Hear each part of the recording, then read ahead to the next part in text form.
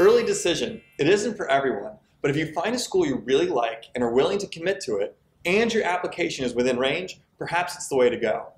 Here are some things to keep in mind if you do choose to apply to a school early decision. First, the deadline's early, duh. It's usually sometime in early November, though some are as early as mid-October. This is a benefit because the application gets off your plate early, so you can focus on other things like maintaining those grades senior year. It'll also help you get the ball rolling early on other college applications. Since you apply early, you'll find out early too, usually in December. If you apply early decision, you will either be accepted, rejected, or deferred. Deferred means that the school just isn't ready to make a decision about you based on your current application, so they'll move it to the regular decision application pool to consider it again later.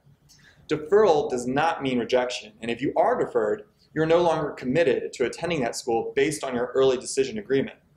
Obviously, you can apply to only one college early decision because if you're accepted, you have to go there. It's an actual agreement signed by you, your parents, and your school counselor.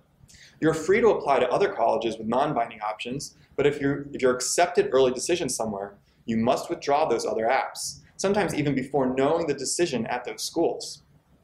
Perhaps the biggest benefit of ED is the higher chance of getting in. Because schools know they're going to get you if you apply early decision, the admission rate is often in your favor. That's not always the case, and some colleges and universities outright refute this point.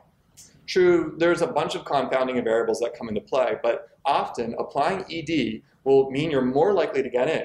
But remember, that's just because the admission rate is higher at early decision at some schools, and that doesn't always mean your chances are better at that school. Oh, and just one more thing that's important. If you apply early decision and get in, you commit before knowing what need-based financial aid package you could get.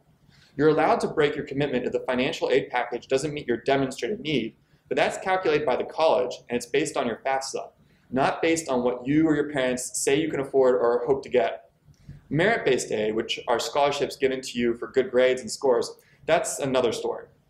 Hope that helps. There's actually more to it than that, and there's sort of an exception to that one school at early decision rule. If you want to know how you can apply to more than one school at early decision, check out the next video or my blog post at prepmatters.com/blog, or just email me. Good luck.